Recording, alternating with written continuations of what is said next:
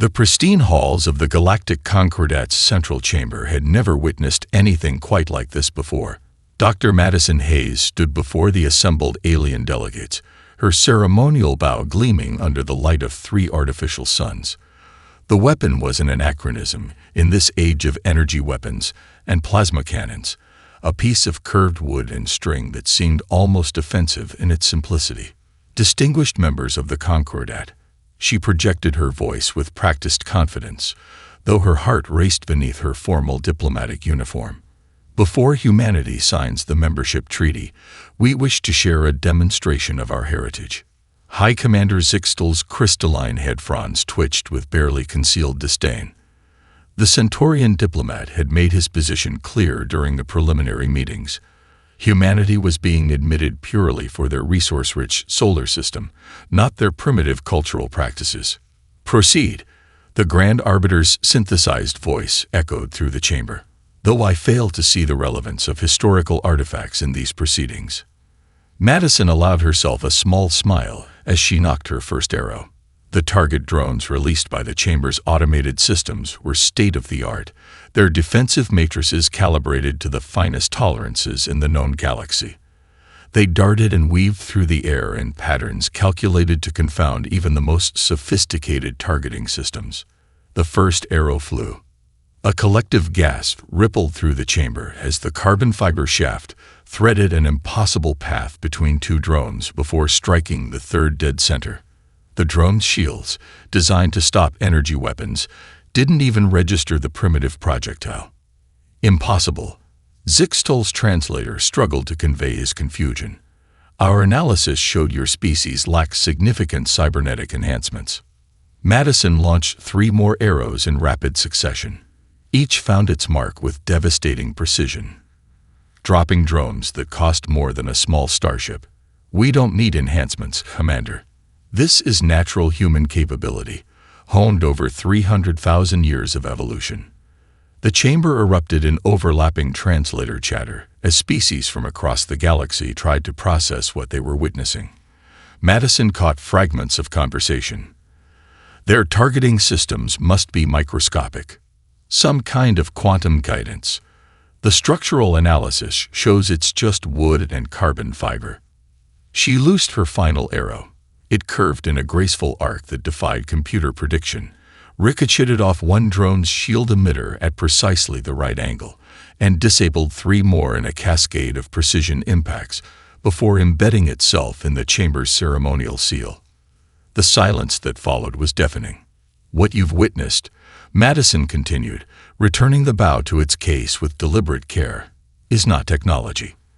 This is pure human skill, derived from our ancestors who hunted prey across vast distances. Every human child inherits this capability. The ability to calculate complex trajectories instinctively, to understand the dance of gravity and motion in ways your finest computers still struggle to model." The Grand Arbiter's sensory appendages quivered with what Madison had learned to recognize as intense interest. "You mean to tell us your entire species can perform calculations of this complexity without technological assistance?" "Not all to this degree," Madison acknowledged. "But the basic ability. Yes, it's written into our DNA, carved there by millennia of survival that depended on throwing spears and shooting arrows accurately.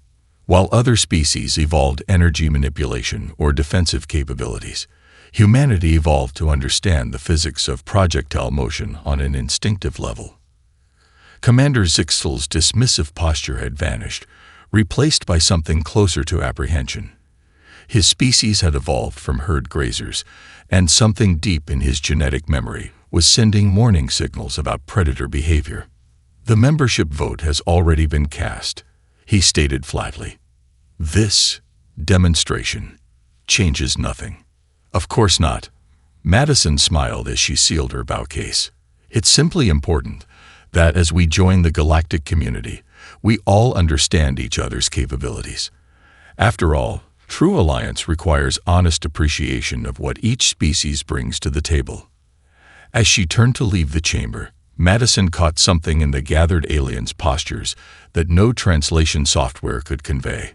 A new awareness that perhaps, just perhaps, they had underestimated exactly what humanity was bringing to their civilization of advanced technology and energy weapons. Sometimes, the oldest skills proved to be the most revolutionary. The holographic display in Dr. Madison Hayes's laboratory cast a soft blue glow across scattered artifacts. Aboriginal woomeris, Mongolian composite bows, and Native American adlals. James Running Deer stood in the center of the room, his weathered hands tracing the familiar curves of his competition bow, while alien targeting data scrolled past. "They really don't understand," he mused, watching recordings of Concordat combat drills. "Look at how they move their ships, everything in straight lines, perfect angles. No flow, no instinct." Madison nodded, manipulating the holographic controls to overlay human combat patterns against alien ones. The difference was striking. Where alien vessels moved with mathematical precision, human pilots unconsciously utilized curved trajectories and gravitational slingshots. 3 weeks of research, and the pattern is undeniable. She gestured at the data streams. Every major species in the Concordat evolved from grazing or gathering ancestors. Their combat instincts are all defensive. Shields, armor, energy barriers. None of them developed the neural pathways for predictive targeting like we did. Running Deer knocked an arrow, drawing it back with practiced ease. The laboratory's sensors tracked his muscle movements, neural patterns, and spatial calculations. "Show me that simulation again," the one with their top combat pilot. The hologram shifted, displaying an alien ace threading their vessel through an asteroid field. The pilot's path was technically perfect, each movement calculated to micron precision by the ship's computers. Running Deer loosed his arrow through the hologram, its path curving between the projected asteroids in a way that made the alien pilot's road look clumsy and predictable. The laboratory's analysis software sparked with confusion, unable to model the intuitive calculations that had gone into the shot. "That's what I thought," he smiled. "Their computers can't even track the natural arcs we use. They're so focused on perfect geometry, they've never considered the beauty of organic trajectories." Madison pulled up another dataset, this one showing neural scans from various species. "Look at this. Human children show more complex spatial reasoning at age 5 than most alien targeting computers. We've been taking it for granted, but our ability to calculate parabolic arcs and leading trajectories is literally written into our DNA." The laboratory door chimed, admitting a junior researcher who nearly dropped their data pad in excitement. "Dr. Hayes, the results from the comparative species trials just came in. You're going to want to see this." A holographic display shifted to show a series of combat simulations. In each one, human participants with minimal training consistently outperformed alien weapons specialists when it came to hitting moving targets, especially along curved or complex paths. "It's not just archery." Madison's eyes lit up as she analyzed the data. Baseball pitchers, basketball players, even children playing with toy projectiles. We all possess this inherent understanding of motion that their finest computers can't replicate. Running Deer walked through the hologram, his expression thoughtful. "My grandfather used to say that when he hunted, he could feel the path his arrow would take before he released it. I always thought he was being poetic, but now," he gestured at the neural scans, "we're actually seeing that connection in our brain patterns. The question is," Madison began, but a priority alert cut her off. The laboratory's main screen filled with tactical data from the outer colonies. Strange ships had been detected, their shields somehow reflecting energy weapons without effort. "Those trajectories," Running Deer pointed at the attack patterns. "They're moving like predators, not like Concordat ships." Madison's hands flew over the controls, overlaying the new data with their research. Perfect linear shields, designed to stop energy weapons. Her voice trailed off as the implications hit her. They've never had to defend against anything else, because no other species thinks to attack along curved paths. Running Deer lifted his bow, studying it with new purpose. Maybe it's time to show them why humanity never completely abandoned the old ways. Some knowledge is too valuable to forget. The alert continued to flash, but in the reflected light of alien battle data, two humans stood surrounded by ancient weapons, seeing not obsolete tools but the key to a mystery their ancestors had solved millennia ago. The Concordat war room blazed with emergency broadcasts as another colony fell to the Void Claws. Dr. Madison Hayes watched the tactical display with growing frustration, her fingers tracing the eerily perfect geometries of the enemy's shield patterns. 17th direct hit with our strongest energy weapons. High Commander Zixtal's voice carried an unfamiliar edge of fear. The shields don't even flicker. They're just redirecting everything we throw at them. Madison's attention drifted to an old Earth video playing on her personal display. Aboriginal hunters using returning boomerangs to take down prey. Her eyes darted between the ancient footage and the Void Claw shield configurations. "Commander," she stepped forward, her voice cutting through the chaos. "Have we tried any non-energy weapons against their shields?" The crystalline fronds on Zixtal's head flickered with irritation. "Dr. Hayes, this is hardly the time for your primitive warfare obsession. Their shield technology is beyond anything we've encountered." "Exactly." She projected the boomerang video onto the main tactical display. "Look at their defensive patterns. Every shield is calibrated to stop linear energy attacks because that's all they've ever needed to defend against. No species in the Concordat uses physical projectiles anymore." Running Deer, who had been quietly analyzing attack patterns in the corner, stepped up beside her. "It's like watching prey animals that have never encountered hunters. They've evolved perfect defenses against their known predators, but they're blind to threats they've never faced," Madison finished. She manipulated the tactical display, overlaying the path of a returning boomerang onto a Void Claw attack formation. "Their shields are extraordinary at redirecting energy along straight lines, but they've never had to account for curved trajectories." The room fell silent as the implications sank in. Zixtal's translator struggled to convey his mix of disbelief and desperate hope. "You're suggesting we fight an advanced species using thrown weapons?" "Not exactly." Madison pulled up her research data.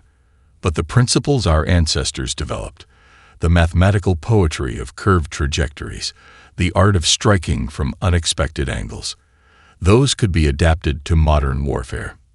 She demonstrated by plotting a theoretical attack run that mimicked the flight path of a well-thrown spear, arcing around the Void Claw's predicted shield geometry.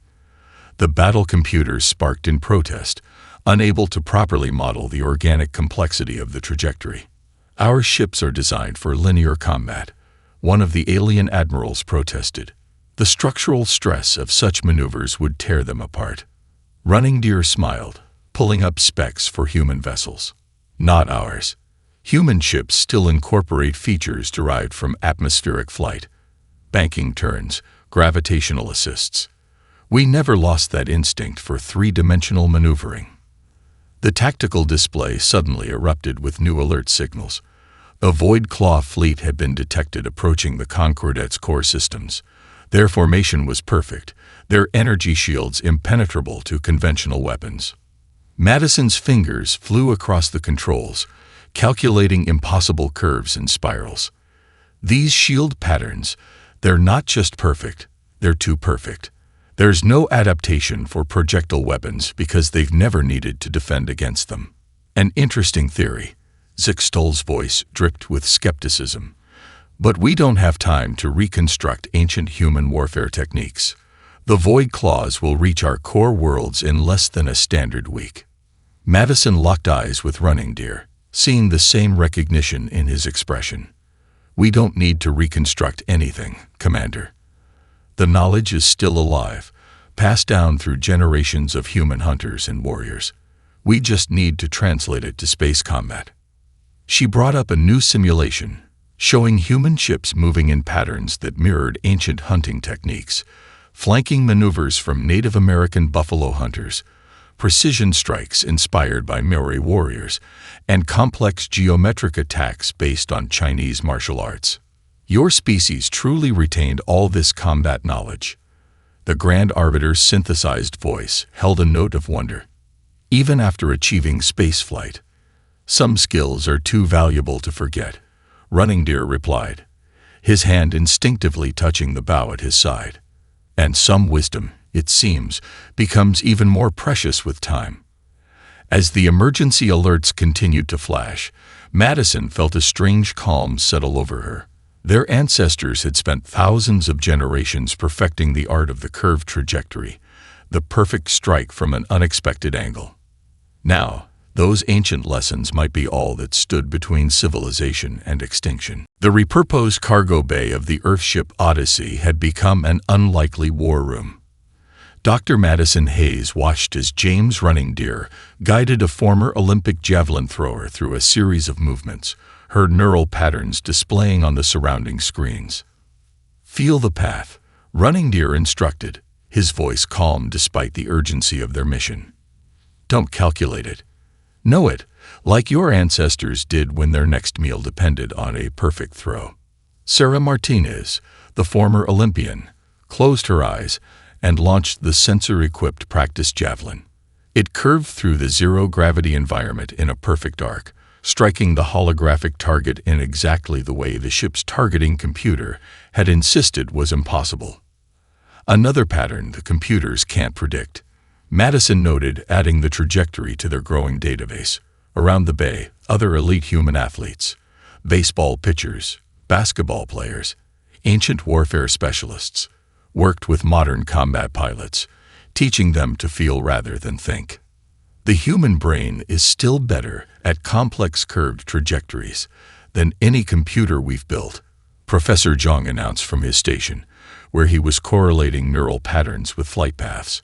"Our targeting systems keep trying to reduce everything to straight lines and angles." Madison nodded, watching as a cricket bowler demonstrated a spin technique that could potentially allow a spacecraft to curve around the Void Claw's linear shields.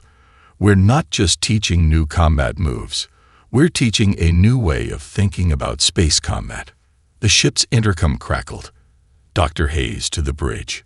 Priority message from Concordat Command." She found High Commander Zixtal's hologram waiting, his crystalline features set in what she'd learned to recognize as extreme agitation. "The Council has rejected your proposal. They say reorganizing our fleet around primitive combat techniques would be both tactically unsound and culturally degrading." "With all due respect, Commander," Madison pulled up the latest simulation data. "We've achieved a 97% success rate in penetrating shield configurations based on the Void Claw design.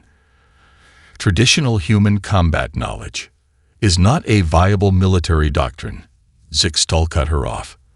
"The Council suggests you focus on more conventional defense strategies." The transmission cut off, leaving Madison standing in frustrated silence. Running Deer approached, having overheard the exchange. "They still don't understand," he said softly. "They think we're trying to teach their ships to throw spears. What we're really teaching is how to think like a hunter instead of a computer." Madison turned to the assembled team, their faces showing the same determination she felt. "Then we'll have to show them. Professor Zhang, how soon can we have the neural interface ready?"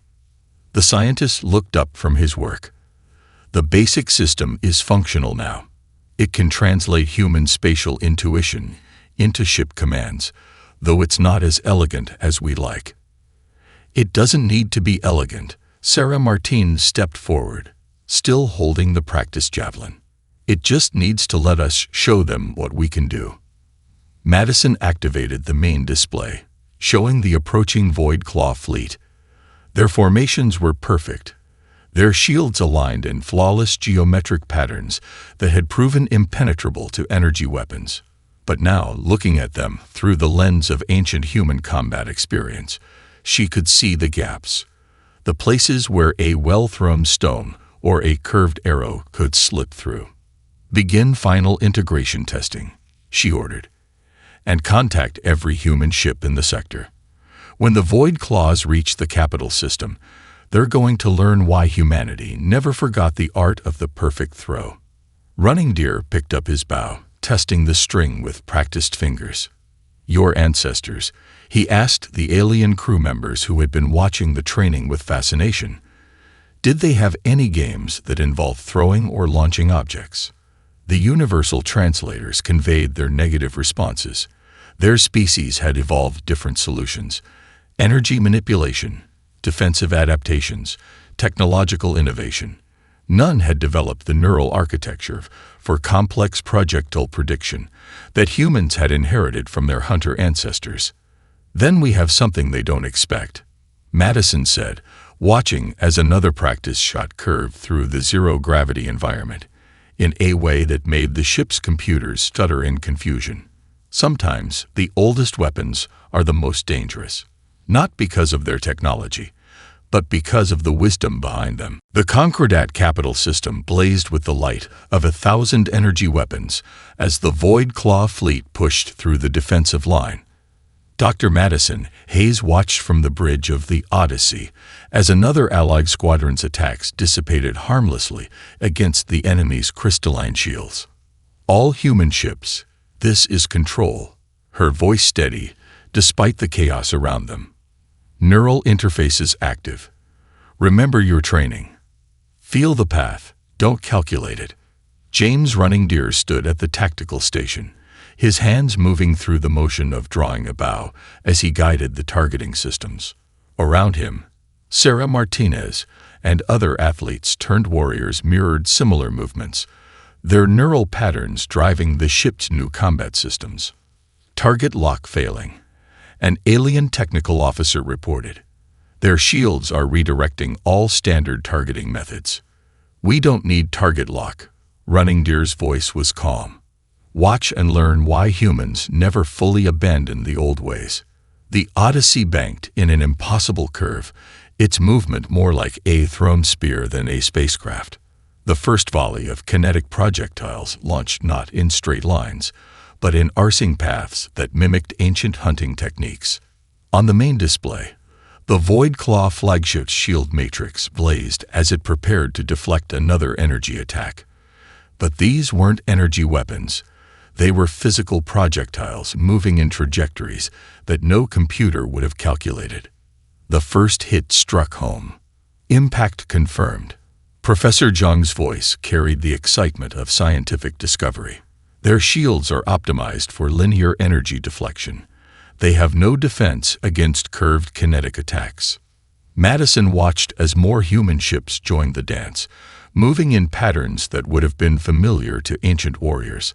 A baseball pitcher's curveball translated into a destroyer's attack run. A basketball player's bank shot became a cruiser's flanking maneuver. "They're adapting," Running Deer warned, noting changes in the enemy formation. "But they're still thinking in straight lines. They don't know how to counter what they don't understand."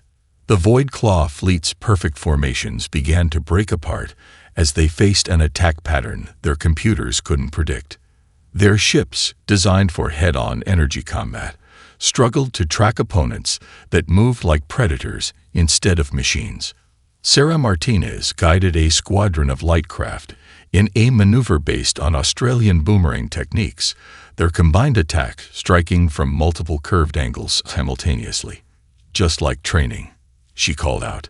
"The physics don't change, only the scale." The battle transformed into a dance of ancient and modern, human instinct guiding advanced technology in ways its creators had never imagined. Every movement drew on knowledge passed down through generations of hunters and warriors. "Look at their response time," Madison noted, analyzing the enemy's reactions. "Their computers have to calculate each defensive move. But this," she gestured at Running Deer's fluid movements as he guided another attack run, "this is written into our DNA." The Void Claw flagship launched a desperate counterattack, its energy weapons blazing in predictable patterns. But the human ships flowed around the barrage like water around rocks, their movements guided by instincts honed over hundreds of thousands of years. "They're beginning to retreat," the tactical officer announced, disbelief clear in their voice. Multiple enemy ships displaying critical damage. High Commander Zixtel's voice cut through the battle chatter. "How? How are you doing this?" Madison watched as Running Deer launched another volley, the projectiles curving through space in a pattern that mirrored an ancient Apache hunting technique. "We're not doing anything new, Commander. We're simply remembering what we never truly forgot." As the Void Claw fleet scattered, their perfect formations broken by attacks they couldn't predict, Madison realized they had done more than win a battle. They had proven that sometimes the future belongs to those who remember their past. The training arena aboard the Concordat Academy ship Stellar Wisdom hummed with activity. Dr. Madison Hayes watched as James Running Deer guided a Centaurian cadet through the basic motions of throwing a sphere in zero gravity. "Don't think about the numbers," he instructed, his voice patient despite this being the 100th attempt. "Feel the path it should take. Your body will know." The crystalline alien's fronds twisted in frustration. "But the targeting computer says this trajectory is impossible." "The calculations." "Forget the calculations," Madison interrupted, stepping forward. "Your ancestors didn't have computers when they first learned to move through space. What did they use?" "Stellar currents," the cadet replied, multiple eyes blinking in sequence. They could feel the flow of space around them. "Exactly." Madison activated a holographic display showing neural patterns. "Just as your species has natural space current sensitivity, humans have natural trajectory prediction. We're not teaching you our calculations. We're teaching you to awaken your own spatial instincts." Across the arena, Sarah Martinez worked with a group of Aquilian officers, their wing-like appendages moving through the motions of a baseball pitch. Professor John monitored their neural patterns, mapping the gradual development of new pathways. "It's remarkable," he reported, studying the data. "Their brains are actually forming new connections, learning to process spatial information in ways their species never needed before." A cheer erupted from one corner where an insectoid Rigelian had just successfully curved a training projectile around a shield barrier. The alien's mandibles clicked in excitement as it repeated the movement, this time without the neural interface's assistance. "They're learning faster than expected," Running Deer noted, pride evident in his voice. "Once they stop trying to calculate everything and start trusting their instincts." High Commander Zixtal entered the arena, his previous skepticism tempered by the recent victory. "The Council has reviewed your progress reports. They're impressed, though some still question the wisdom of depending on instinct over technology." Madison gestured to the training floor where dozens of species practiced together, each teaching the others their natural strengths while learning new ways of moving and thinking. "We're not abandoning technology, Commander. We're teaching it to dance with instinct instead of fighting against it." A holographic alert interrupted them. Another Void Claw fleet had been detected, their shields modified based on their previous defeat. But now, instead of fear, the alert was met with determined focus. "They've adapted their shields," an Aquilian cadet observed, wings twitching in analysis. "But they're still thinking in linear patterns. Watch this." The cadet demonstrated a new attack sequence, combining their species' natural understanding of air currents with human throwing techniques. The resulting trajectory was beautiful in its complexity. "That's the key," Running Deer smiled. "Each species brings their own natural gifts. We're just teaching them to apply those gifts in new ways." Madison studied the training arena, seeing how each group had modified the human techniques to match their own biology and instincts. The Rigelians had adapted spear-throwing motions to their multiple limbs. The Aquilians combined wind-reading skills with trajectory prediction. "Your ancient warriors," a young Centaurian asked during a break. "Did they know their knowledge would one day protect the stars?" "They knew something more important," Madison replied, watching as Running Deer demonstrated a complex Apache hunting maneuver. "They knew that true wisdom never becomes obsolete. It just finds new ways to express itself." As the training session continued, the arena became a symphony of motion. dozens of species moving in patterns that bridged the gap between ancient knowledge and future warfare. Each success proved that the path forward wasn't about abandoning the past or surrendering to pure technology, but finding the perfect balance between both. The holographic battle map above the Odyssey's bridge showed the latest Void Claw adaptation, shields that rippled and flexed, attempting to counter the curved attacks that had proven so devastating. Dr. Madison Hayes studied the patterns with a mixture of concern and appreciation. "They're learning," she noted, as James Running Deer and Sarah Martinez joined her at the display. "But they're still trying to solve the problem with pure technology." Running Deer nodded, his hands moving through a series of traditional bow motions as he analyzed the enemy formations. "They don't understand that each solution we offer comes from a different ancient art. They counter one, and we simply reach back through time for another." The bridge crew watched as Professor Zhang pulled up archives of traditional combat forms from Earth's history. "The Void Claws have adapted to our initial attacks based on archery and spear throwing. But look at this." He displayed footage of Australian Aboriginal hunters using woomeris, the ancient spear throwers that could launch projectiles in complex, unpredictable arcs.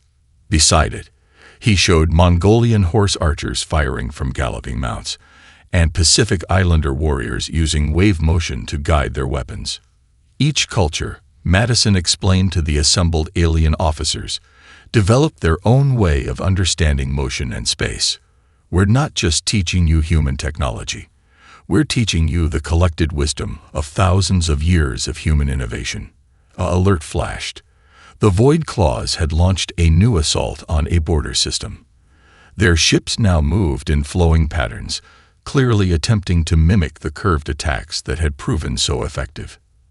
"They copy the form," Sarah Martinez observed, "but not the substance.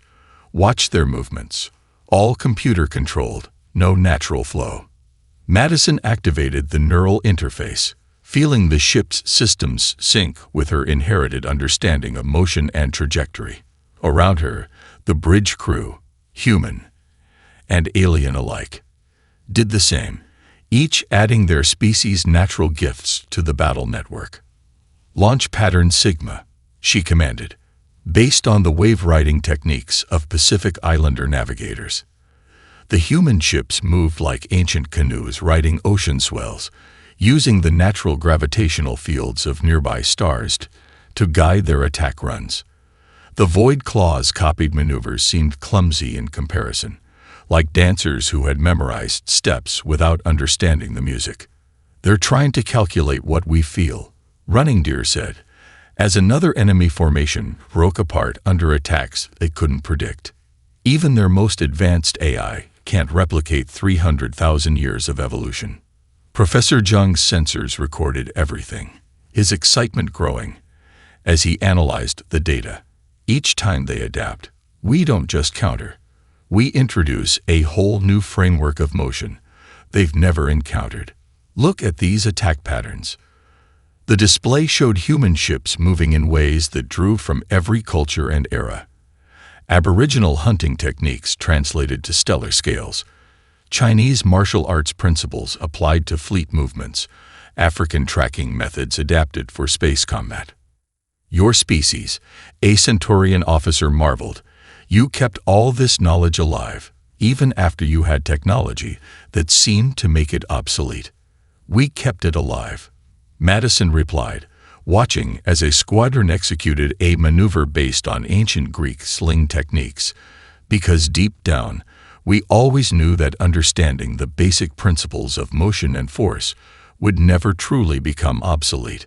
The battle continued, but it had become more than just a military engagement.